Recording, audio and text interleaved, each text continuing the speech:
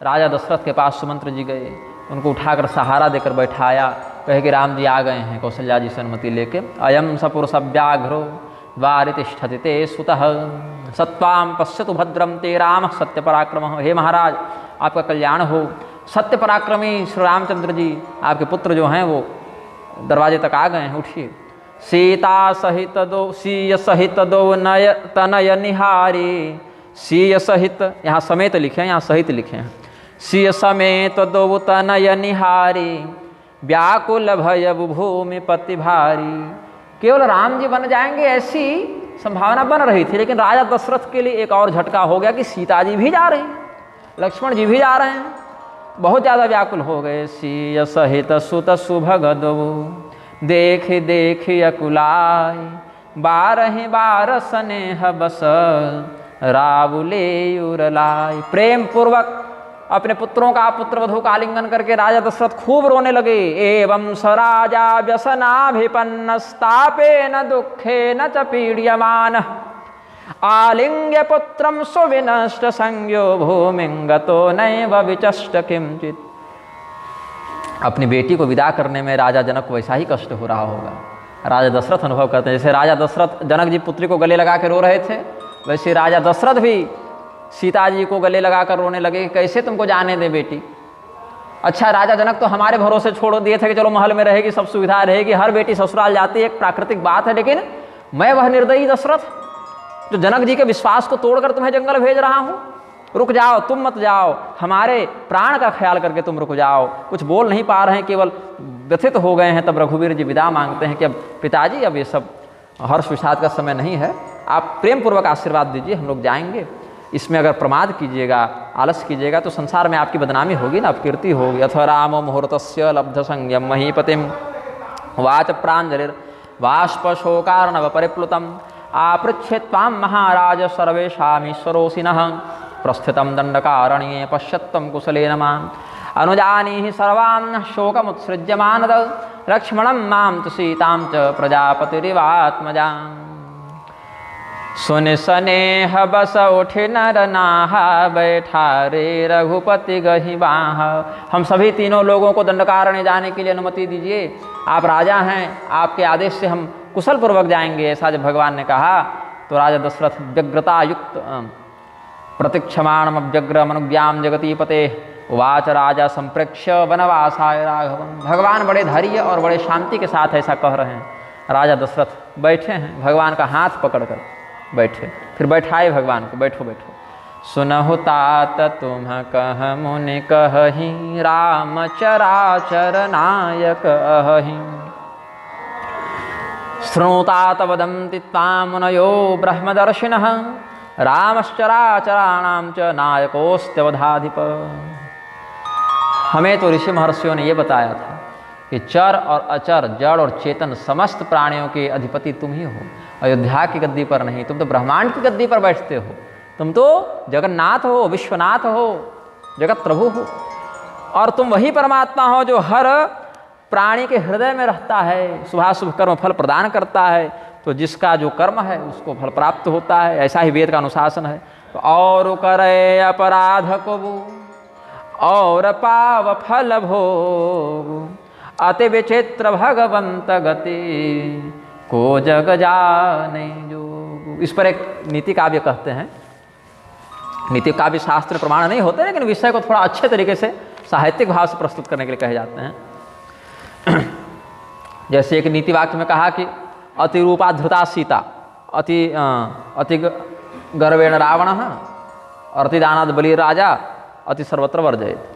कि सीता जी की सुंदरता बहुत अधिक थी, इसीलिए उनका हरण हो गया, और राजा बलि बहुत अधिक दानी थे इसलिए बंध गए, और रावण बहुत घमंडी था इसलिए मारा गया। तो सीता जी का हरण तो बहुत अन्य कारणों से हुआ ना। अब कोई बहुत सुंदर है तो क्या व्यक्ति सुंदर होना छोड़ दे, इसमें क्या गलती है? तो कहने के लिए कह दिया नीति काव्य में कि बहुत अधिक कोई चीज़ हो तो गलत होता है, मतलब उसका अच्छा परिणाम नहीं मिलता है। ऐसे राजा बलि को भी परिणाम तो अच्छा ही मिला, रावण के मरने से सबका कल्याण हुआ, रावण को भी अच्छी गति मिली, बलि का भी कल्याण हुआ, सीता जी का क्या बिगड़ा। लेकिन नीति काव्य ठेठ भाषा में मंद बुद्धियों को समझाने के लिए कह देते हैं मोटे तौर पर कि देखो अति किसी चीज़ की मत करो, गड़बड़ हो जाती है। तो इसको शास्त्र प्रमाण नहीं मानते, लेकिन एक कहावत के रूप में लोग ठेठ भाषा में बिल्कुल अनपढ़ व्यक्ति को समझाने के लिए कह देते हैं। तो ऐसी ही एक बात यहाँ कहते हैं, दुर्वृत्त संगतिरनर्थ परंपराया हेतु तो सताम भवति किं वचनीयमत्र लंकेश्वरो दहरति दाशरथे कलत्रम प्राप्नोति बंधनमसौ किल सिंधुराज। दुष्ट की संगति जो है ना तो निर्दोष को भी दंडित कर देती है। आप अगर चोर डकैत की संगति में हैं और अगर आपने चोरी नहीं भी की है तो पुलिस आपको पकड़ के 10 डंडा लगाएगी कि तुम पता बताओ, भले आपने चोरी ना की हो। संगति के कारण लोग कष्ट में पड़ जाते हैं। भगवान श्री राम जी की पत्नी का, सीता जी का हरण रावण ने किया था, लेकिन रावण चूंकि समुद्र में रहता था, समुद्र से घिरी हुई थी लंका या उस छोर में थी, तो ऐसे द्वीप में ही लंका की गणना है, लेकिन बंध गया समुद्र क्योंकि रावण की संगति थी। तो ये कहते हैं कि लंकेश्वरो हरति दाशरथे कलत्रम प्राप्नोति बंधनमसौ किल सिंधुराज। खैर, राय राम राखन हित लागी बहुत उपाय किए छल त्यागी लखी राम रुख रहत न जाने धर्म धुरंधर धीर सयाने।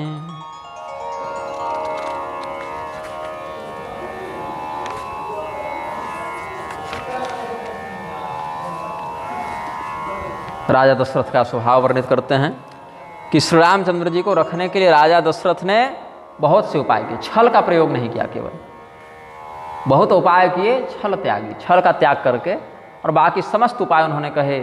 लेकिन श्री रामचंद्र जी का रुख समझ में आ गया सबको, उनकी मनोदशा समझ में आ गई कि अभी रुकेंगे नहीं, इनको भी मन कर ही रहा है कि हम निकलें।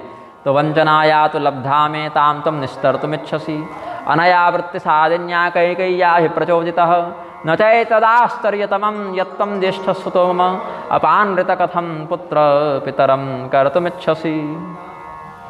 कि हे पुत्र, गलती किसी और की हो, दंड किसी और को मिले, ये उचित नहीं है। गलती हम कर रहे हैं, हम भोगेंगे, तुम क्यों भोग रहे हो? हमने इस कैकई के दुष्ट के वचनों को मतलब भरोसे मेरे ले लिया, इसके वचन को हमने सोचा मेरे हित में कहेगी, हम जो है सो समझ नहीं पाए इसके हृदय का कपट। तो अपने पिता का वचन तो तुम मानोगे ही, अपने पिता को झूठा साबित नहीं होने दोगे, अपने पिता को कलंकित नहीं होने दोगे, ये तो बात है। लेकिन अभी भी कहता हूँ, रुक जाओ, कोई उपाय है तो उस नीति का प्रयोग करो। फिर सीता जी को बहुत आशीर्वाद दिया, समझाया, उनको भी ससुराल का सुख बताया, मायके का सुख बताया, जंगल का दुख बताया। तदा सीता समाश्लिष्य सोरसा मानवाधिप बहुधा प्रददौ तस्य शिक्षां सुहितकारिणीं वनस्य दुस्सहं दुःखं कथयामास भूपतिः अयोध्या मिथिलापुर्या जगाद बहुशः सुखम। ठीक है, अगर तुमको जाने का मन है तो मिथिला जाके कुछ दिन रह लो, शायद मन बहल जाए माता पिता के बीच में, या यहीं रह जाओ, या तुम्हें कोई जिद करके राम जी को रोक लो, कोई उपाय करो, लेकिन तुम जंगल मत जाओ सीते। सियमन राम चरण अनुरागा घर न सुगम बन बिसमन लागा और सब ही सीय समुझाई कही कही विपिन विपत्ति अधिकाई। जितनी स्त्रियां थीं, जितने लोग थे, सब सीता जी को जंगल के कष्ट बताने लगे, लेकिन सीता जी को जंगल का कोई कष्ट समझे में ना आवे। उनको बस एक ही चीज़ समझ में आ रही है कि राम जी जहाँ हैं वहीं सुख है, और राम जी जहाँ नहीं है वहाँ दुख है। अब राम जी जंगल में है तो जंगले में सुख है, और राम जी अयोध्या में नहीं है तो यहीं दुख है। बस यही एक सूत्र पड़ी हुई है। अब इसके आगे पीछे की सारी विषय वार्ता वैसी है जैसे घड़ा उल्टा करके पानी डालते रही। ये सीता जी निर्णय कर चुकी तो कर चुकी। तो सीता चित्तम राम पादाब्ज लग्नम गेहम श्रेष्ठम कुत्सितम नाप्यरणीयम अन्य सर्वैर्बोधिता चापि सीता तूक्त्वा सम्यक कारणस्यापदम वै।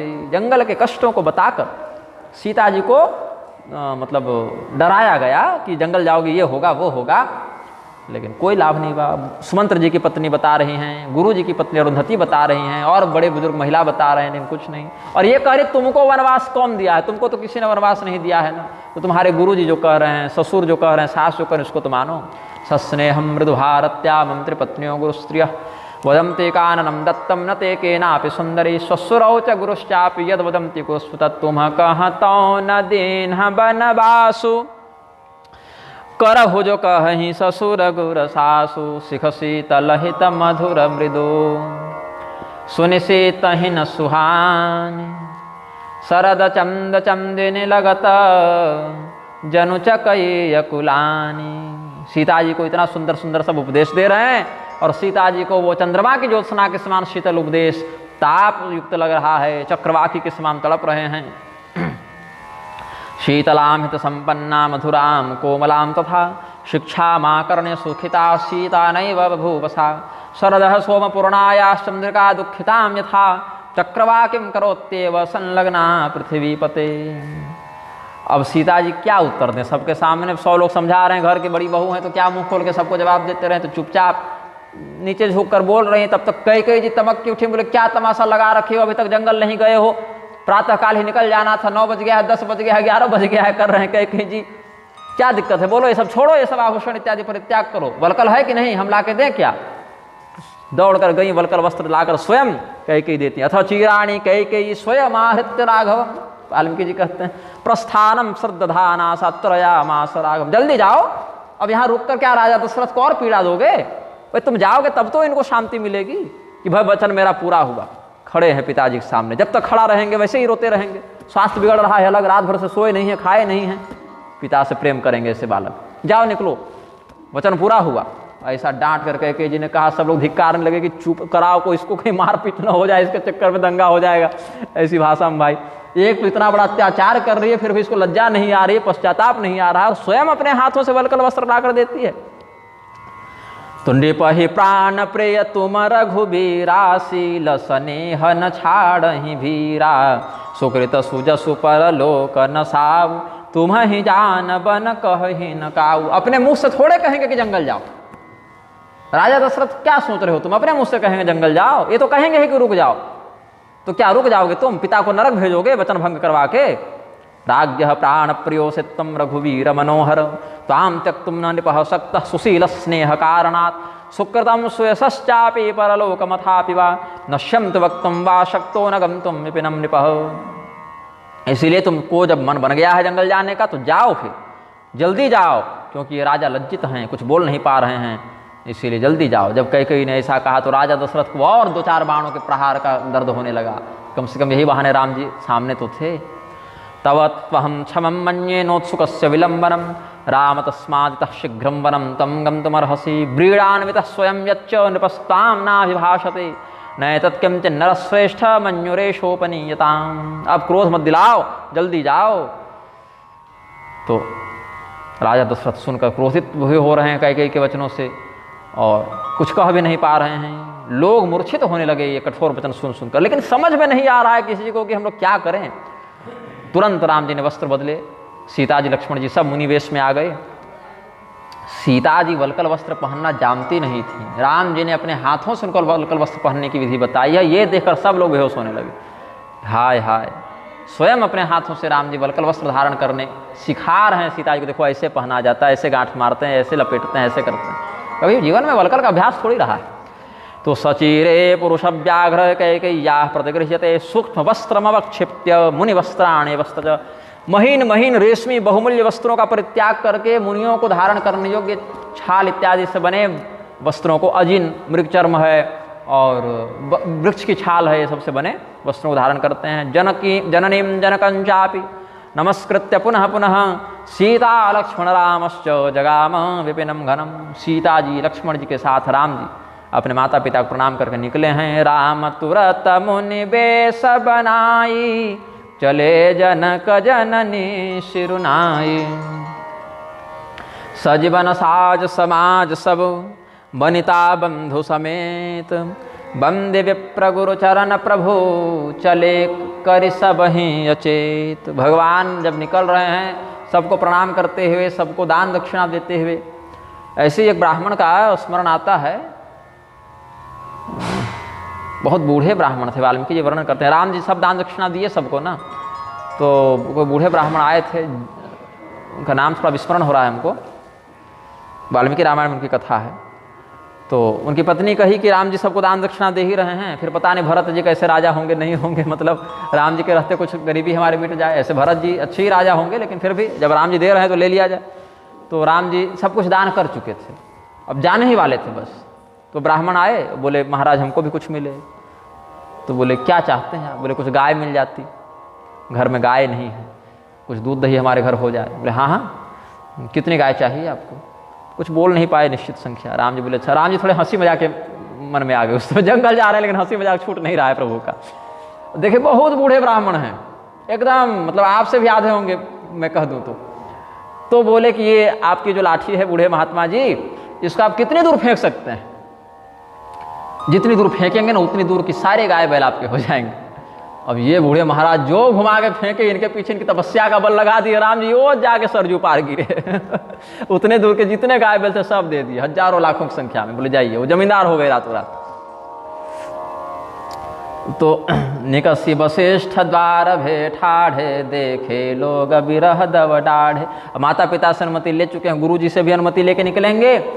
तो अयोध्याया विनिष्क्रांत मनोयातः पुरोहितः मंत्रिणः पौरमुख्याश्च दुःखेन महतावृताः। ततस्तु तत्र ये वृद्धान् तान् प्रणम्य मुनीश्वरां चचाल काननं रामो वनिता बंधु संयुतः। आत्मीयं सकलं द्रव्यं ब्राह्मणेभ्यो निपात्मजः, श्रद्धया परया दत्त्वा वस्त्राणि विविधानि च। जितने भी याचक थे सबों को सब कुछ दिया भगवान ने, अपना सब कुछ दे दिया। जो आभूषण थे, दिव्य वस्त्र थे और कुछ था, राम जी अपने पास कुछ रखे नहीं। सीता जी ने भी कुछ नहीं रखा। सीता जी के पास भी जितने आभूषण थे, गहने थे, सब सीता जी ने अपने गुरु माता को दान कर दिया। अरुंधत्ये ददौ सीता मुख्यान्याभरणानि च, रामो मातुः सेवकेभ्यो ददौ धनमनेकधा। आभूषणों में मुख्य मुख्य आभूषण सीता जी ने दे दिए।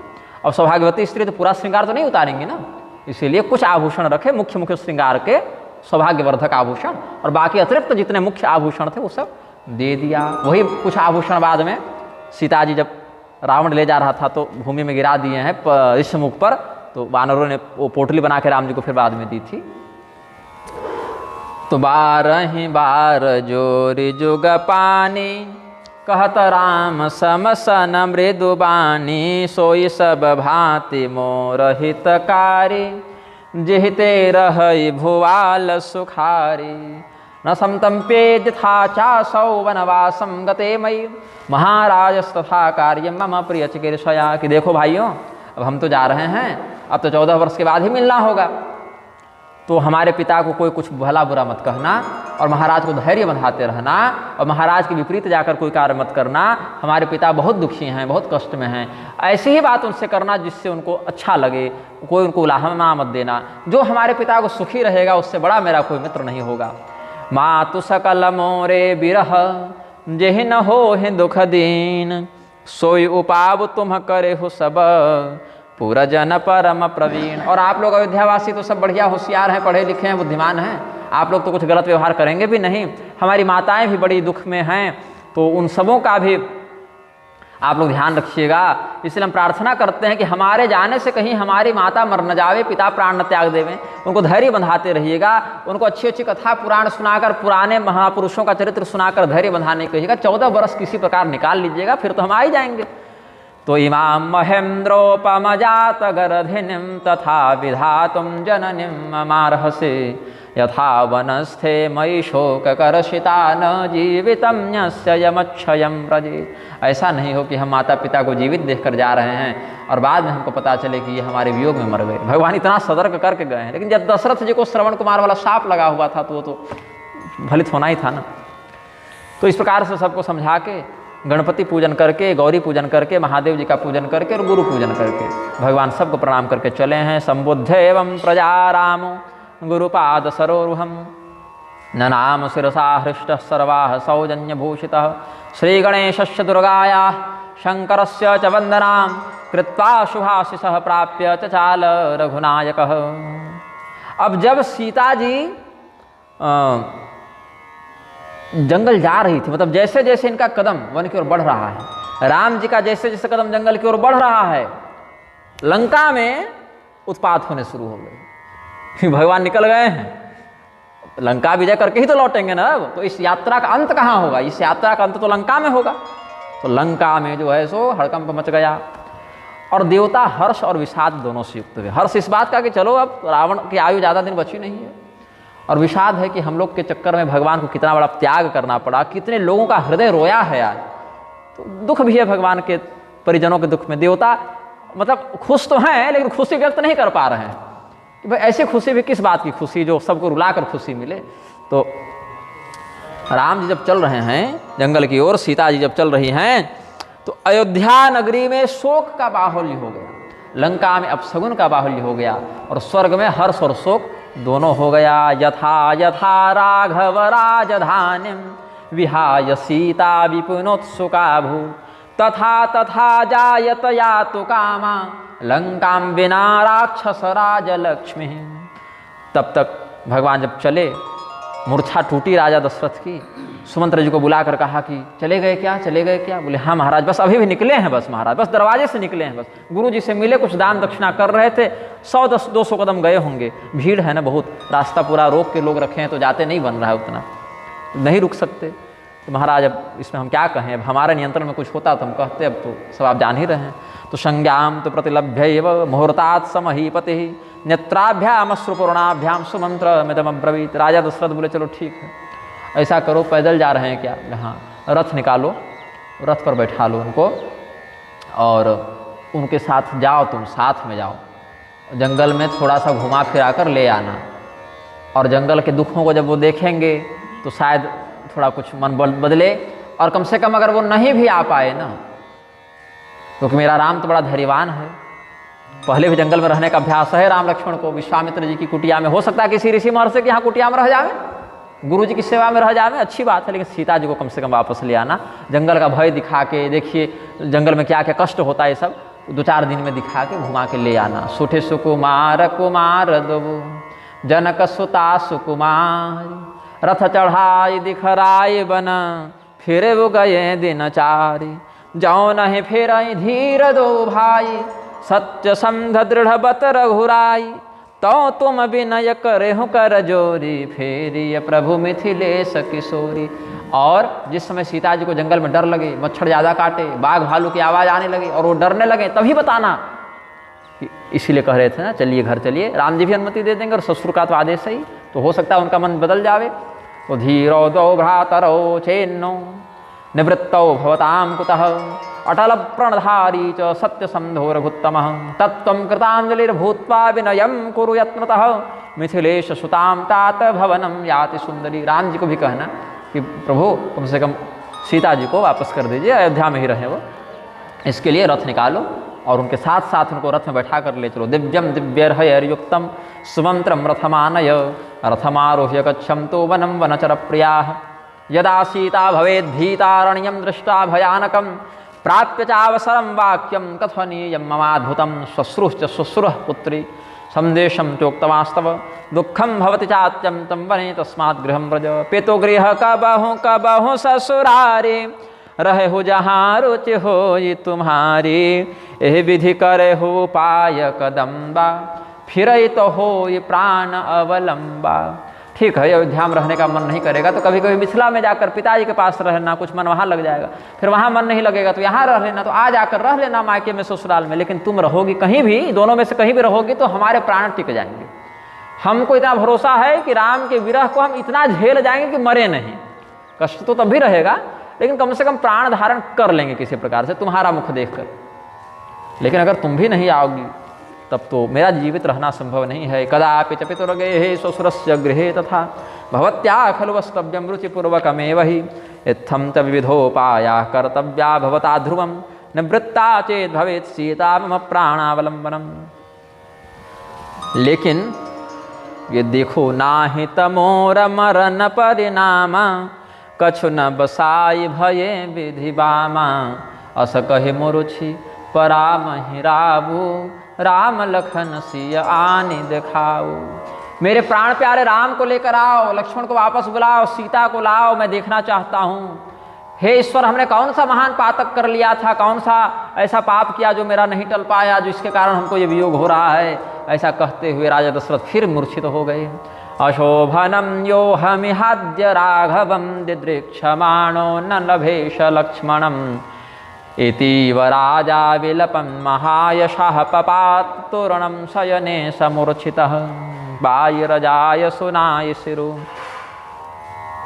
रथ अति बेगु बनाय गयो जहाँ बाहिर नगर सीय सहित दो भाई राज्ञो वचनमाज्ञाय सुमंत्रः शीघ्र विक्रमः योजयित्वा ययौ तत्र रथमश्वैरलंकृतं। सुंदर घोड़ों से युक्त रथ को तैयार करके अति शीघ्रता से सुमंत्र जी बाहर निकले, जहाँ भगवान आगे खड़े थे। और राजा दशरथ का आदेश है कि आपको रथ के माध्यम से वन में ले जाएं, ऐसा कहा। तो राजज्ञा का पालन करते हुए भगवान श्री रामचंद्र जी सीता जी को चढ़ाए, भाई को चढ़ाए, स्वयं भी चढ़े, अयोध्या को प्रणाम किया। जन्मभूमि है ना, तो जन्मभूमि को प्रणाम किया भगवान ने, क्योंकि अब दोबारा तो शीघ्रता से आएंगे नहीं, अब तो 14 वर्ष के बाद आना है जन्मभूमि में। तो जन्मभूमि को प्रणाम किया है भगवान ने। चलत राम लखी अवध अनाथा, विकल लोग लागे सब साथा, कृपा सिंधु सब बहु विधि समुझाई वही, फिर ही प्रेम बस पुनि फिर आवही। तम रथम राजपुत्राय सूतः कनकभूषितम्, आज तक्षम जलिम कृत्वा युक्तम परमवाजभिः, तम रथम सूर्य संकाशम सीता हृष्टेन चेतसा, आरुरोह वरारोहा कृत्वा अलंकारमात्मनः, अधोज्वलन संकाशम चामी कर विभूषितम्, तमारुरोह तुस्तूर्णं भ्रातरौ राम लक्ष्मणौ, सीता तृतीयानारूढान् दृष्ट्वा रथमचोदयत्, सुमन्त्रः सम्मतान् स्वान् वायुवेग समाञ्जवे, प्रयाते तु महारण्यं चित्ररात्राय राघवे, बभूव नगरे मूर्छा बल मूर्छा जनस्य च। सभी लोग सेना के मनुष्य लोग, नगरवासी, पशु पक्षी, सबों में शोक और मूर्छा का बाहुल्य हो गया। सब लोग भगवान के पीछे पीछे दौड़े, जैसे नदियाँ स्वयं समुद्र की ओर दौड़ पड़ती हैं, किसी को बोलना नहीं पड़ता, नदियाँ स्वयं समुद्रगामिनी हो जाती हैं। वैसे भगवान के पीछे पीछे वो जो पूरी अयोध्या नगरी चली, तो लगा कि कोई बचेगा ही नहीं यहाँ पर, वही बचेगा जो चल नहीं पावे, वही बचेगा जो चल ही नहीं पाए। अब इतना बूढ़ा है, बीमार है कि उठते नहीं बने, और वो व्यक्ति रो रहा है कि हे प्रभु हम क्यों नहीं चल पाते, हम अगर चल पाते तो हम भी इनके पीछे पीछे जाते। तो सभी लोग एकदम पूरा का पूरा जन समुदाय एकदम लगा कि कुंभ मेला हो गया है, सब एक साथ भगवान के पीछे चले हैं। तो लागत अवध भयावनी भारी, मानहु काल राति अंधियारी। और हर्ष से नहीं जा रहे हैं ना, रोते चिल्लाते शोक करते राम राम पुकारते सब जा रहे हैं। तो ऐसा लगा जैसे पूरी अयोध्या के ऊपर काल रात्रि का अंधेरा छा गया है, भयंकर, जिसकी शोभा स्वर्ग को भी लज्जित करती थी। ऐसी अयोध्या को देखकर तो यमदूत भी डरने लग गए कि इतनी विकृत कैसी स्थिति हो गई अयोध्या की। घोर जंतु समपुर नर नारे, डर पहिए कहिए क निहारी। श्री रामचंद्र जी की उपस्थिति में जिस नगरवासियों की शोभा कामदेव और रति के समान थी, कहे हैं ना बारात इत्यादि प्रकरण में, कामदेव और रति की शोभा को लज्जित करने वाले अवधपुरवासी थे, वो सब एक दूसरे को देखकर ही डरने लगे। इतना भयंकर सबका शोक के कारण मुखमंडल बन गया। और घर मसान पर जन जन भूता, सुत हित मीत मनहु जमदूता। पूरा घर सबका सुनसान के समान सुनसान और अशुभ ऊर्जा को, नकारात्मक ऊर्जा को प्रदर्शित करने वाला हो गया। अपने पुत्र को देखकर व्यक्ति डर रहा है, पिता और मित्र को देखकर डर रहा है कि कहीं यमदूत तो नहीं है। तो जितने बगीचे थे सब सूख गए, कुंभला गए, सब फूल मुरझा गए, जितने भी सरोवर थे, तालाब थे, सब मटमैले हो गए, सबका जल दूषित लगने लगा। जितने हाथी, घोड़े और हिरण ये सब थे, सब चिल्लाने लगे, रोने लगे। जितने भी भगवान के पशु पक्षी इत्यादि पाले हुए थे, रुदिताश्रुपरिद्योनम हा हा कृतमचेतनम, प्रयाणे राघवस्यासित पुरम परम पीड़ितम, शुश्राव नयन स्त्रीणाम अस्त्रमाया संभवम, मीन संक्षोभ चलित सलिलम पंकजैरिव, तत्समाकुल संभ्रांतम मत्त संकूपितद्विपम, हयसृजित निर्घोषम पुरमासीन महास्वनम। हाथी घोड़े सब चिंघाड़ने लगे, भयंकर कोलाहल होने लगा। हाथी पागलों के समान बंधन तोड़कर इधर उधर भागने लगे, प्रलय जैसा लगने लगा। केवल बहुत छोटा बच्चा हो और बहुत बूढ़ा व्यक्ति, यही दो घर में बच गए, बाकी कोई घर में नहीं टिका। जिन्होंने भगवान के चरणों में अत्यंत प्रेम किया था, उनको अपना घर भी भूत का घर लगने लगा। यहाँ कैसे रह पाएंगे हम? सारा धन, सारा समुदाय, सारा रोजी रोजगार, जिसका भी कहीं दुकान है, कहीं नौकरी है, कहीं व्यापार है, कहीं खेती है, सब रोजी रोजगार छोड़ के राम जी के पीछे चले। कहाँ खाएंगे, कहाँ रहेंगे, कोई किसी को परवाह नहीं। मर जाएंगे, लेकिन राम जी के साथ रहेंगे, यही सबके पास एकमात्र शरणागति है। तो बालक वृद्ध विहाय गृह, लगे लोग सब साथ, तमसा तीर निवास किय, प्रथम दिवस रघुनाथ। रामस्तु तमसा तीरम गत्वा तत्रावसत् सुखी, जलम प्राश्य निराहारो वृक्षमूलिश्च पद्युः। भगवान का रथ तमसा नदी के तट तक पहुँचा है सभी नगरवासी उनके पीछे पीछे आए। भगवान बोले अब संध्या काल हो गया, तब कहाँ तक जा पाएंगे, नदी तो रात को पार कर नहीं पाएंगे, या घूम कर भी जाएंगे दूसरे मार्ग से, तो रात्रि को कितना दूर चलेंगे। तो ये लोग भी थके हुए हैं, सो जाते हैं यहीं पर। तो एक वृक्ष की जड़ पर भगवान सोए। उस दिन कोई भोजन नहीं किए भगवान नहीं खाए तो कोई कुछ नहीं खाया, भगवान केवल जल पिए। तो भगवान ने देखा कि सारे लोग अपना घर परिवार रोजी रोजगार सब छोड़ के हमारे पीछे पीछे आ गए हैं, कैसे इनका जीवन कटेगा, कैसे ये लोग रह पाएंगे, ये सब कभी जंगल में रहने का अभ्यस्त नहीं है। हम भी जंगल में इतना लाखों करोड़ों लोग लेकर जाएंगे तो कौन से ऋषि महर्षि के आश्रम में जा पाएंगे, पूरा तो पूरा एक चलता फिरता शहर हमारे साथ है, सारी व्यवस्था कैसे बन पाएगी। तो भगवान तो यद्यपि पूरा संसार ही चला रहे हैं, ये चलाना कोई भारी बात नहीं है, लेकिन उस लीला की वहाँ आवश्यकता नहीं है ना। आवश्यकता तो है कि सब लोग अयोध्या में रहें। पुनः अयोध्यावासी अगर अयोध्या में ही नहीं रहेंगे तो भरत जी राज किस पर करेंगे। बिल्डिंग पर राज करता है व्यक्ति, व्यक्ति तो मनुष्य पर राज करता है ना। सड़क पर, मकान पर, दुकान के स्ट्रक्चर पर, मूर्ति पर थोड़े चौक चौराहा पर राजा होता है। तो यह भी पिता का वचन भंग ही हुआ ना। कई कहेंगे ना कि वाह भरत को राजा बना दिया अयोध्या का, और अयोध्या के नगरी में कोई है ही नहीं, ये बड़े बूढ़ा और बच्चा बच गए हैं केवल, और अयोध्या का सारा ऐश्वर्य तो राम जी ले गए। धन नहीं ले गए, लोग ही ऐश्वर्य होते हैं, लोगों से ही संपदा आती और जाती है। तो पौरा सर्वे समागत्य स्थितास्तस्या विदूरतः शक्ता रामं पुरं नेतुं नोचित गच्छामहे वनम, कि हम लोग यदि राम जी को वापस अयोध्या ले जाने में समर्थ नहीं होंगे, उनके साथ ही हम लोग जंगल जाएंगे। हम उनको नहीं ला सकते हैं तो हम जंगल तो जा सकते हैं।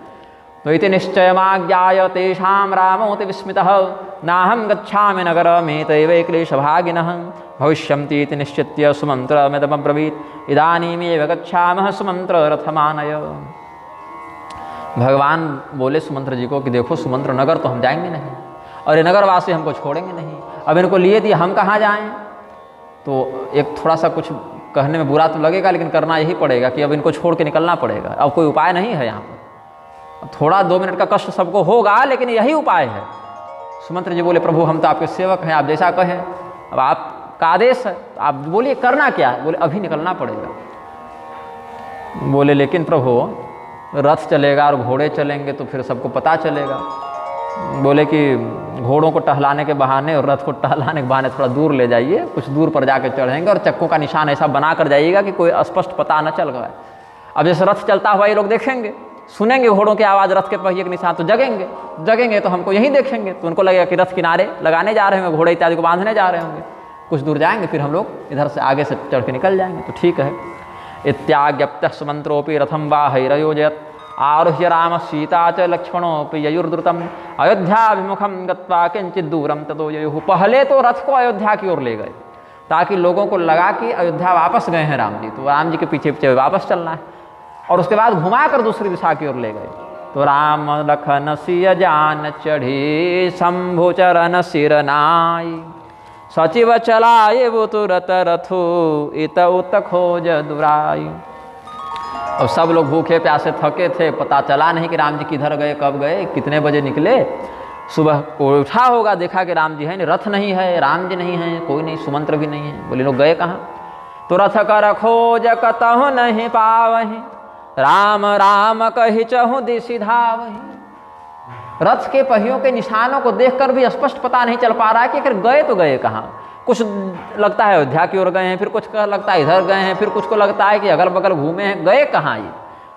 केवल राम राम पुकारते हुए, जिसको जिधर का निशान समझ में आवे वही दिशा में दौड़ पड़े। जैसे बीच समुद्र में जब कोई प्रकाश स्तंभ न दिखे, रात्रि हो जावे और आकाश में बादल घिर जावे, तो तारा इत्यादि भी न दिखे कि कुछ दिशा का बोध हो। रात्रि में नाविक लोग तारा का आश्रय लेके देखते हैं कि भाई सप्तर्षि किधर हैं, ध्रुव किधर हैं, क्या कैसे हैं, तो दिशा समझ में आ जाती है। तो न कोई प्रकाश स्तंभ, न कोई द्वीप, न कोई तारागणों का संकेत। और तूफान में रात में जब समुद्र में नाव डोले तो कैसे नाविक डर जाते हैं कि अब कहाँ जावें, किधर खेवें। वही हाल अयोध्या वासियों का हो गया।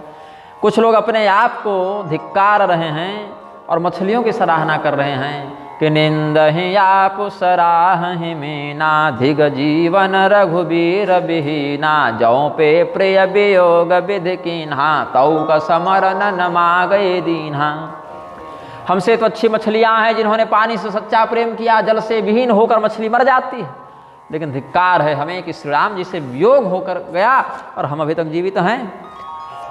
हे विधाता, आपने अगर बिना मांगे राम जी का वियोग दे दिया तो मांगने पर तो कम से कम मौत दे दीजिए, लेकिन विधाता मौत भी नहीं दे रहे। तो तेपि रामम दृष्ट्वैव प्रातरुत्थाय दुःखिताः कृपणा वाचो वदन्तिं स्म मनीषिणः रथनेमि गतं मार्गं पश्यं तस्ते पुरं जयुः हृदय रामं ससेतं ते ध्यायं तस्तस्फुरन्वहम्।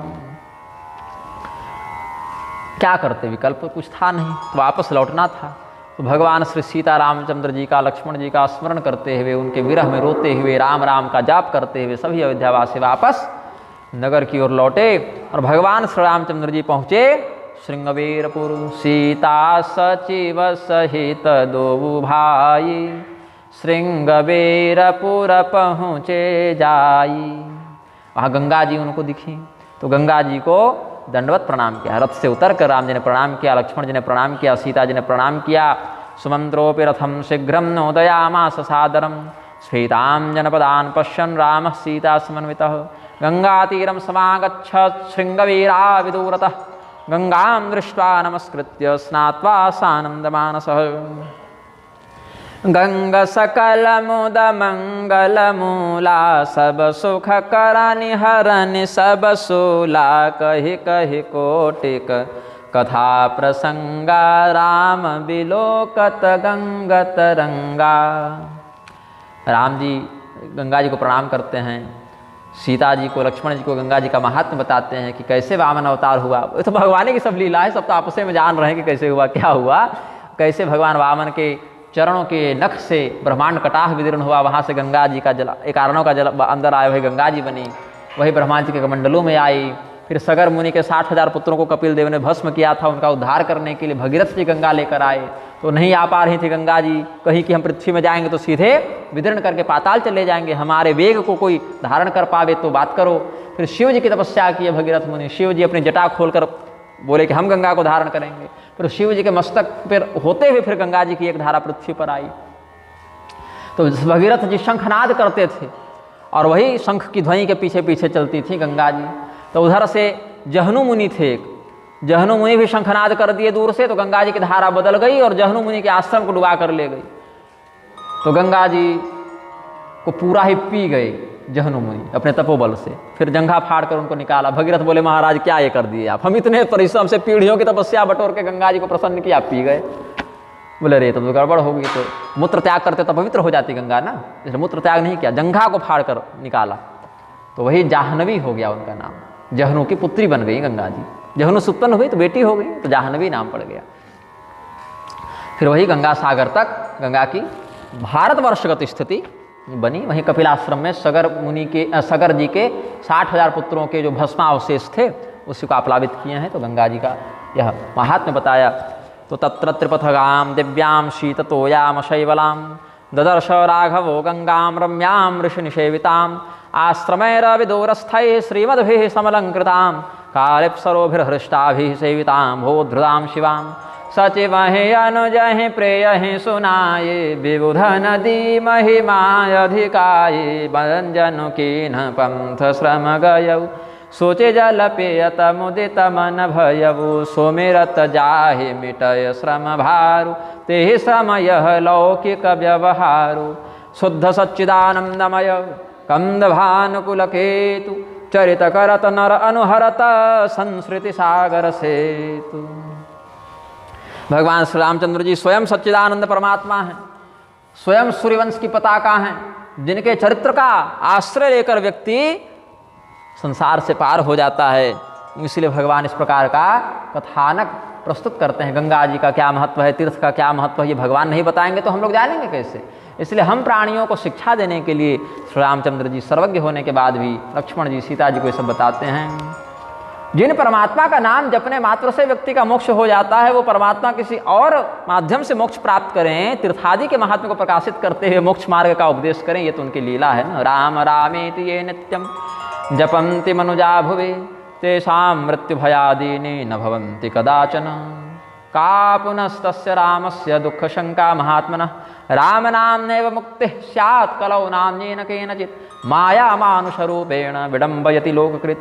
अब निषाद राज गुह को जब पता चला कि हमारे अत्यंत प्रिय भगवान भी हैं और सखा भी हैं, मित्र भी हैं और आराध्य भी हैं, दो संबंध है ना, एक मित्र हैं और भगवान हैं।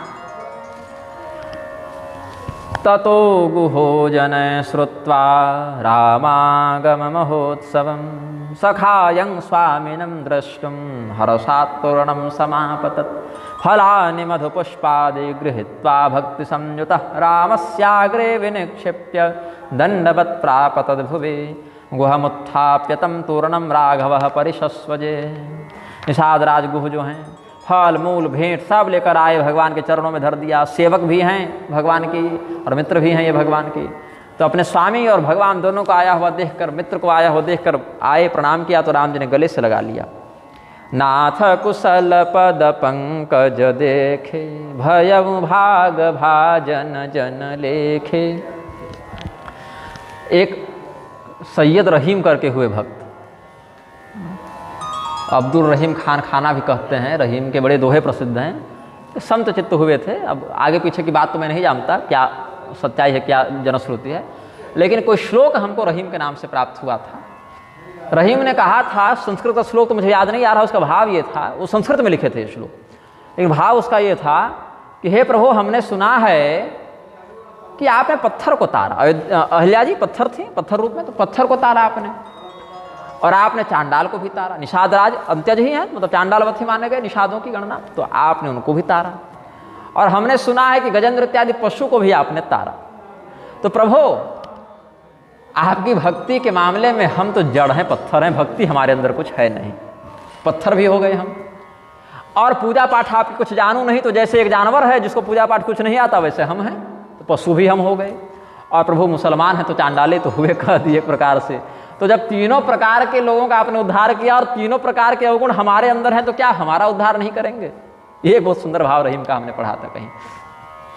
तो ऐसे लोग जो किसी पूर्व काल के पाप के कारण मृक्ष योनि में आ जाते हैं या गर्भित पाप योनि में आ जाते हैं, वो भी पूर्व जन्म के पुण्य के कारण सदन कसाई हो गए ना, जाति से कसाई थे लेकिन भगवान के भक्त हो गए। तो ऐसे ही लोग जो तुर्क नचियार ये सब भगवान के भक्त हो गए। तो ये सब एकाध अपवाद ऐसे हो जाते हैं जीवन में जो पूर्व काल के किसी पाप के कारण मृक्ष योनि में आ गए, लेकिन भगवान की भक्ति के कारण वो लोग उस नरक से निकल कर भी भगवान के प्रेम के अधिकारी बन गए, समर्पित हो गए। तो निषाद राजगुह से स्मरण आ गया कि वो बोले कि उनका उद्धार किया प्रभु, थोड़ा हमारा भी उद्धार कर दें। तो संपृष्ट कुशलो रामम गुह प्रांजलिरब्रवीत धन्योहमद्य मे जन्म नैषादं लोकपावनं बभूव परमानन्दः स्पृष्ट्वा तेङ्गं रघुत्तम नैषाद राज्यमे तत्ते किङ्करस्य रघुत्तम त्वदधीनं वसन्नात्र पालयास्मान् रघुद्वः नाथ कुशल पद पंकज देखे भयउ भाग भाजन जन लेखे देवधर निधन धाम तुम्हारा मैं जननी च सहित परिवारा। हे प्रभु आपके दर्शन मात्र से हमारा जन्म, हमारा कुल, हमारी जाति, हमारा राज्य, हमारा घर सब पवित्र हो गया। हे देवता, हे प्रभु, हे नारायण, हे मित्र, जो आप भाव रख लें भगवान के साथ। हे राम जी, मेरा सर्वस्व आपका है, मेरा कुछ है ही नहीं, जो है सो आपका है। मेरा यह अधम जन्म आपने पवित्र कर दिया, मुझ तुच्छ सेवक की सेवा स्वीकार कीजिए। ये निषाद राज्य आपका है, आप यहाँ के राजा हैं, आप हम सेवकों पर कृपा करते हुए यही राज्य कीजिए। क्योंकि राम जी जो हैं वो ऐसे तो राजकुमार हैं और राजोचित वेशभूषा में होने चाहिए, लेकिन यहाँ पर मुनियों के समान वरकल वेश धारण किए हैं। तो निषाद राजगुह समझ नहीं पाए कि हुआ क्या है, आखिर क्या कारण है कि सीता जी, लक्ष्मण जी और भगवान तीनों ऋषि महर्षि के समान वरकल वेश धारण करके आए हैं। तो कहे निषाद राज की प्रभु अब तो आप हमारे घर चलिए, वहीं विश्राम कीजिए, कुछ वहीं पर फलाहार इत्यादि कुछ कीजिए, जंगल में तो बहुत कुछ उपलब्ध है, तो आप कुछ फलाहार कर लीजिए, विश्राम कीजिए, आज हमारे घर में सोइए, सब लोग को आनंद हो। तो आगच्छयामो नगरम पावनम कुरु मे गृहम गृहाण फलमूलानि तदर्थम संचितानि में अनुगृहणस्व भगवन् दासस्ते हम सुरोत्तम। हमारे ऊपर कृपा करके हमारे नगर में आइए, हमारे घर में आइए, हमारे दिए आतिथ्य को स्वीकार कीजिए। तो राम जी बोले कि देखो मित्र, चले तो हम जाते, तुम्हारा घर में तो हमारा ही घर है, और मित्र के घर में जाने के लिए तो निमंत्रण भी नहीं चाहिए, तो हम तो ऐसे ही आ जाते। लेकिन एक समस्या है, हम किसी के घर में, नगर में नहीं जा सकते। क्यों, क्या बात हो गई, कोई व्रत है क्या? व्रत ही समझ लो। अब तो 14 साल का व्रत हो गया, 14 साल का व्रत। हाँ, क्यों? उस कहे वो सत्य सब सखा सुजाना मोहि दीन पितु आयस आना बरसचारि दस बासवन मुनिव्रत बेसुहार ग्राम बास नहीं उचित सुने गुहहि भयउ दुख भार रामस्तमाह सुप्रीतो वचनम शृणु मे सखे न वेक्ष्यामि गृहं ग्रामं नववर्षाणि पञ्च दत्तमन्ये नयो भुञ्जे फलमूलादिकिं च न राज्यं मम तत्ते सर्वं तं सखामेति वल्लभः। ये बात तो ठीक है कि तुम्हारा राज्य तो हमारा ही राज्य है, कोई भेद नहीं है। जो तुम हमारे मित्र हो, तुम्हारा राज्य तुम्हारा सब हमारा ही है। लेकिन हमारे पिता ने आदेश दिया है कि 14 वर्ष तक किसी के घर में नहीं जा सकते, किसी के घर में आतिथ्य नहीं ले सकते। और शबरी जी घर में जा कैसे ले लिए? तो घर नहीं था, उनकी तपस्या की स्थली थी, है ना। वहाँ उनका कोई गृहस्थी नहीं बसी हुई थी। शबरी जी तो वहाँ तपस्या करती थी ना, तपस्या व्यक्त भाव से करती थी, इसलिए घर नहीं कहला, आश्रम कहलाया हो। शबरी के आश्रम पर उधारा, है ना, आश्रम है, तपस्या कर रहे हैं। तो भगवान वहाँ तो गए, लेकिन यहाँ नहीं गए, क्योंकि यहाँ पर विशिष्ट सुखोपभोग की संभावना है जो मुनि व्रत का विखंडन करेगा। शबरी जी ऋषि मुनियों के समान रहती थी, निषाद राज राजा के समान रहते थे। भाई ठीक है, निषादों के ही राजा है, लेकिन उसमें भी तो एक वैभव है ना, स्तर है ना। तो भगवान श्री रामचंद्र जी का दर्शन करने के लिए जब निषाद राज आए थे, तो उनके साथ उनके भी बहुत सारे लोग आए थे। वो लोग घर में जाके खबर किए कि भगवान तो आएंगे नहीं, तो तुम लोग ये जो फूल माला और आरती मंगल सजा कर रखे हो, तो वहीं जाके सब स्वीकार करेंगे भगवान, वहीं जाकर चढ़ाओ सब। तो सब लोग भगवान का दर्शन करने के लिए आए और कहते हैं, हे ईश्वर, कैसे माता पिता थे जो ऐसे सुंदर सुंदर बालकों को और बहू को जंगल भेज दिए, बताओ तो। एक ने कहा, क्या गड़बड़ किया? अच्छा तो किए, हम लोग अयोध्या जाके इनका दर्शन कर पाते क्या? राजमहल में घुस के दर्शन कर लेते। बहुत बढ़िया किया राजा दशरथ ने। एक गड़बड़ यही की कि घर में आने से रोक दिया, बाकी काम बहुत बढ़िया किया, जो हमको घर बैठे इतना सुंदर दर्शन करा दिया। बस यही एक खटकता है कि घर में जाने की छूट दे देते तो अभी घर में बहुत बढ़िया से स्वागत करते हैं। देखो, घर से सामान लाकर कितना लाकर स्वागत कर पाओगे? अब घर में तो सारा प्रबंध बना हुआ है ना। तो श्री राम लक्ष्मण विदेह सुता स्वरूपम ग्राम्यानराश ललना जगदुर्विलोक्य सख्य कथम हि पितरौ विपिनं च याभ्याम संप्रेषितौ शुभ सुतौ शुभ लक्षणौ तौ एको जगाद कृतवान शुभ कर्म महीपते नयने सफले जाते दृष्टि मौ राम लक्ष्मणौ ते पितु मातु कहौ सखी कैसे जिन्ह पठये बन बालक ऐसे एक कहीं भल भूपति कीन्हा लोचन लाभ मही विधि दीन्हा। फिर निषाद राज ने सोचा कि अब घर तो जाएंगे नहीं, तो यहीं कहीं पेड़ के नीचे रुकेंगे। तो सिंसपावेक्ष मूले स निषसाद रघुत्तम, एक वृक्ष के नीचे भगवान के ठहरने का प्रबंध कर दिया। सिंसिपा कहते हैं अशोक के वृक्ष, यहाँ शीशम लिख दिया है, तो मुझे भ्रम हो गया कि शीशम होता है कि अशोक होता है, क्योंकि हमने अशोक पढ़ा हुआ था। तो यहाँ पर जब मैंने इसको जांचा तो अशोक ही अनुवाद में किया है, क्योंकि सिंसिपा अशोक को कहते हैं, यहाँ शीशम लिख दिया है अनुवाद में, इसलिए हमें भ्रम हो गया। सिंसिपा वृक्ष मूले च निषसाद रघुत्तम, सीता जी के जीवन की पहली रात्रि वनवास की अशोक के ही पेड़ के नीचे कटी। उससे पहले तो तमसा तीर में आधी रात रुकी, वही पूरी रात कहाँ रुके? तमसा नदी के तीर पर रुके थे। ऐसे एक वृक्ष के जड़ का आश्रय लेकर भगवान रुके, लेकिन पूरी रात कहाँ बिताए? वो तो एक मार्ग का ठहराव हो गया ना, पूरी रात तो बिताए नहीं। वो तो दिन में भी किसी पेड़ के नीचे रुक सकते हैं, वैसा वो तो रातों रात निकल गए थे भगवान। तो विधिवत जो अच्छी रात्रि गिनी जाएगी, पूरी रात्रि इत्मीनान वाली अच्छी रात्रि वो अशोक के पेड़ के नीचे बिताई। और अंतिम रात्रि वनवास की वो भी अशोक के पेड़ के नीचे बिताई, रावण के यहाँ। रावण तो मर चुका था, और वहाँ से सीता जी आई और विमान से फिर आ गई अयोध्या। बीच में जो भरद्वाज के आश्रम में रुके हैं, वहाँ पर पेड़ कहाँ था? पेड़ के नीचे नहीं रुके, वो तो आश्रम में रुक गए थे ना एक दिन के लिए, किष्किंधा में रुक गए थे, तो पेड़ के नीचे थोड़े रुके। पेड़ की अगर बात की जाए, अशोक का पेड़ का बड़ा महत्व है सीता जी के जीवन में। तो पूरा जन कर जो हार घर आये, रघुवर संध्या करन सिधाये, गुह सवारी साथ हरि डसाई, कुश किसलय मय मृदुल सुहाई, सोच फल मूल मधुर मृदु जानी, दोना भरी भरी राखे सी पानी। भगवान को सोने के लिए कोमल कोमल पत्ते और घास से सेज लगा दिया, जमीन पर ही थोड़ी गद्देदार घास को लाके पुआल इत्यादि से और सब बना दिया। भगवान के रात्रि के प्रसाद के लिए फल फूल, दोना में भर भर के फल फूल पानी ये सब ला के रख दिया। तो उस दिन भगवान ने केवल जल पिया, उस दिन भी केवल जल पिया। अच्छा, भगवान का उपवास बड़ा लंबा हो गया। एक दिन तो गुरु जी कहने पर उपवास कर लिए, क्योंकि अगला दिन राजा अभिषेक होना है, और दूसरा दिन यात्रा में वो तमसा नदी के तट पर भी जल पी के सो गए और इधर भी जल ही पी के रह गए। तो जलमात्रम तो संप्राश्य सीतया सह राघव आश्रितम कुशपर्णाद्य शयने लक्ष्मणेन हि उवास तत्र नगर प्रासादाग्रे यथा पुरा सुस्वाप तत्र वैदेह्या पर्यंक इव संस्कृते सिय सुमंत भ्राता सहित कंदमूल फल खाय शयन किन्ह रघुवंश मणि पाय पलोटत भाई। भगवान श्री रामचंद्र जी वैसे ही सुख से शयन किए, सीता जी वैसे ही अच्छी से सोई हैं जैसे घर में सोते थे। सुस्वाप तत्र वैदेह्या पर्यंक इव संस्कृते। अब दोनों सो रहे हैं तो वहाँ रहना उचित नहीं है ना, कुछ दूर में चले जाते हैं, मर्यादा कहती है। भाई भैया और भाभी साथ में सो रहे हैं तो वहाँ थोड़ी रहेगा कोई मर्यादित व्यक्ति। तो लक्ष्मण जी पहरा देने के लिए कुछ दूर में चले गए।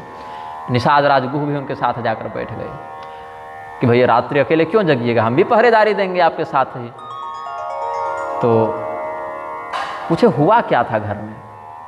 अब बीच में तो ये सब अवसर मिला नहीं, आते थे सत्कार में, ये सब हो गया। पिताजी ने वनवास दिया इतना तो समझ में आए, लेकिन दिया क्यों, मतलब इसके पीछे का क्या उद्देश्य है, यह घटना चली कैसे। तो ततो विदूरे परिगृह्य चापम सबाण तूणीरधनुः स लक्ष्मण ररक्ष रामं परितो विपश्यन् गुहेन सार्धम ससरासनेन। लक्ष्मण जी को पहरा देता हुआ देखकर निषाद राजगुह भी अपना धनुष बाण ले आए। शिकारी थे ना, शिकारी लोग भी धनुष बाण रखते थे, जंगल में ही रहना है तो उतना तो रखना पड़ेगा। तो लक्ष्मण जी के पास आकर बैठे, बोले क्या हुआ था, हमको ये अच्छा नहीं लग रहा है। देखिए ना जंगल में घास पत्ता पर सोना पड़ रहा है, हम घर बोले चलने तो घर भी नहीं जा रहे हैं, बोले पिताजी का आदेश है कि जंगल में ही रहना है, तो क्या हुआ कैसा था। तो लक्ष्मण जी बोले क्या कहें, बाहर वाले जिसका काम कुछ नहीं बिगाड़ पाते तो घर वाले बिगाड़ देते हैं। घर वाले, घर में ऐसा कौन विरोधी हो गया। माता जी हो गई। माता जी कौन वाली, बोले कैकेयी माता।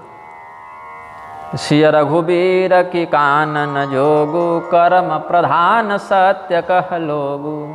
लोग ठीक ही कहते हैं कि जो जिस प्रकार का कर्म होता है उसको भोगना ही पड़ता है। पता नहीं भगवान कुछ ऐसा किए होंगे राम जी कभी कि ये कर्म फल इनको ऐसा भोगना पड़ रहा है। बताओ, स्वयानम कुशपत्रौघ संस्तरे सीतया सह यस्येते स्वर्ण पर्यंके स्वास्तिरणे भवनोत्तमे। अपने दिव्य महल में गद्देदार पलंग पर जो सोते हैं, सोने के पलंग पर उनको जंगल में घास पर सोना पड़ रहा है, तो क्या कहेंगे, सो प्रारब्ध कहेंगे, कर्मफल कहेंगे, इसमें अब क्या कहें। तो कैकेयी नंदिनी मंदमती कठिन कुटिल पनुकीन जेहि रघुनंदन जानकी सुख अवसर दुख दीन। लक्ष्मण जी ने सब कुछ बताया, क्या कहें। कैकेयी मैया जो हैं, पता नहीं कैसे उनके मन में कोई दुर्भावना आ गई कि उन्होंने हमारे पिताजी से वरदान के रूप में यही मांग लिया। सुख का अवसर था मित्र और दुख का भोग कर रहे हैं। तो इस प्रकार से जब लक्ष्मण जी ने कहा, अपने कुल को नष्ट करने के लिए, वृक्षों को मारने के लिए, काटने के लिए जो कुल्हाड़ी आती है उसमें बेत तो लकड़ी की ही लगी रहती है। इसी प्रकार घर में कुबुद्धि आ गई कैकेयी को, तो सबको कष्ट हो गया। तो कैकेयी राम दुखस्य कारणम विधिना कृता मंथरा बुद्धिमास्थाय कैकेयी पापमाचरत। मंथरा ही बताई थी कैकेयी को, ऐसा लक्ष्मण जी ने कह दिया। बात तो पता चल ही जाती है, छिपती थोड़ी है। क्या करें, अब जो भोगना है सो 14 साल भोगेंगे, कोई बात नहीं। जैसे ठाठ से महल में थे वैसे ठाठ से रहेंगे जंगल में। लक्ष्मण जी भी एकदम तय से बोल दिए।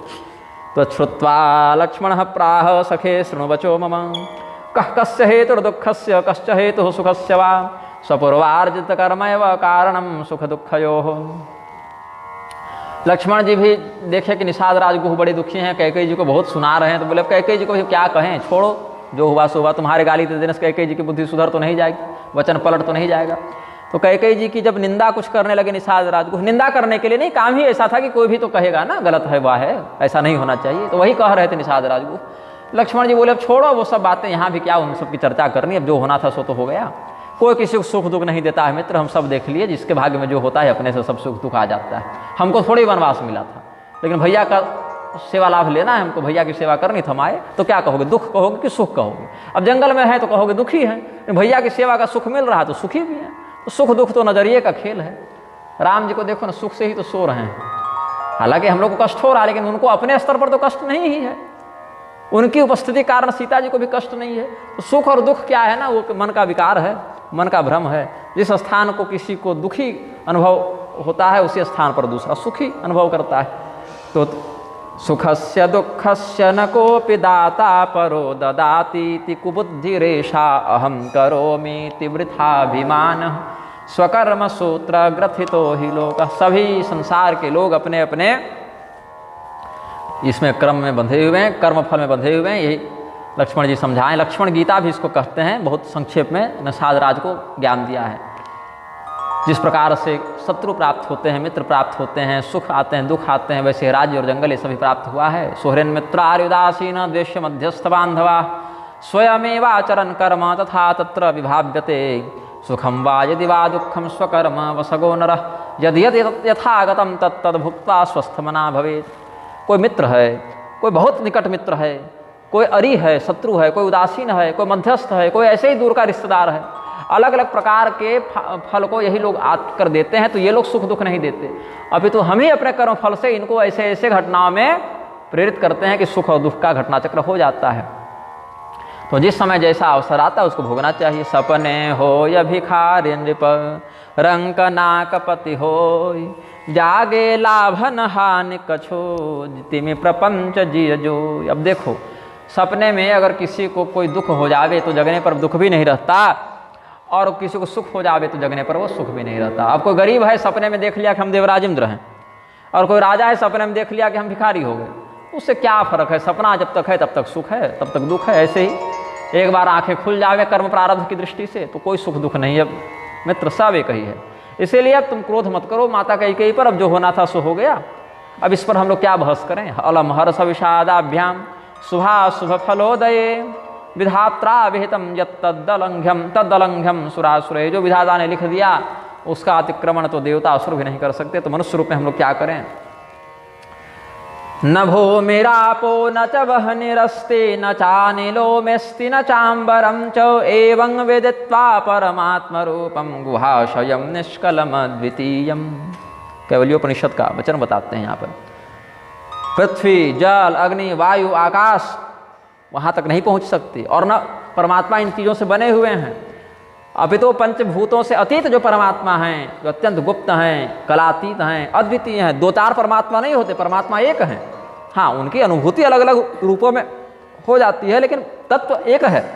ऐसा सोचकर जीव को विवेक का प्रयोग करना चाहिए, परमार्थ का चिंतन करना चाहिए। विवेक जब होगा, भ्रम भागेगा, तभी तो श्री रामचंद्र जी के चरणों में प्रेम होगा ना। ऐसा कहा, वही परमार्थ रूपी परमात्मा ही, परमात्मा जो एक हैं, अद्वितीय हैं, वही तो श्री रामचंद्र जी हैं ना, जिनके स्वरूप का वर्णन तो वेद भी करते करते थक जाते हैं। राम सत्यम परम ब्रह्म रामादन्यं न विद्यते तस्माद् राम स्वरूपम ही सत्यम सत्यमिदं जगत्। भक्त भूमि भूसुर सुरभि सुरहित लागी कृपाल करत चरित धरे मनुजतनु सुनत मिटहि जग जाल। गो साधु देवता विप्र वेदानां रक्षणाय वै तनुम धत्ते हरिः साक्षात् भगवानात्मलीलया। भगवान ही अपनी लीला से इस प्रकार का शरीर धारण करते हैं और इस प्रकार की लीलाओं को करते हैं ताकि गौ, विप्र, धेनु, वेद इत्यादि की रक्षा हो सके।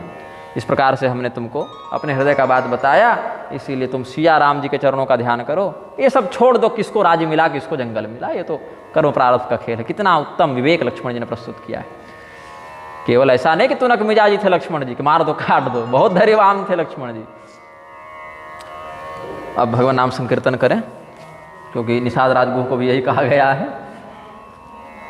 सीताराम सीताराम सीताराम सीताराम सीता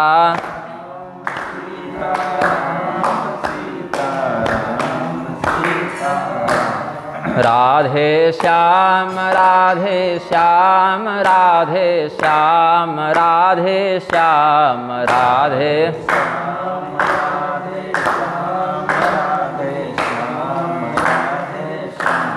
सीताराम सीताराम सीताराम सीताराम सीताराम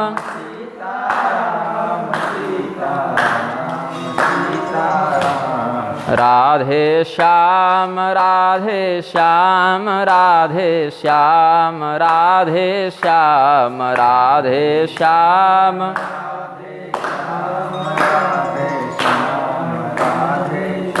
प्रेम से बोलिए आनंद कंद भगवान की जय। श्री सीतारामचंद्र भगवान की, श्री उमापति महादेव की, श्री हनुमान जी महाराज की, श्री गोस्वामी तुलसीदास जी महाराज की, श्री मारुति धाम की जय।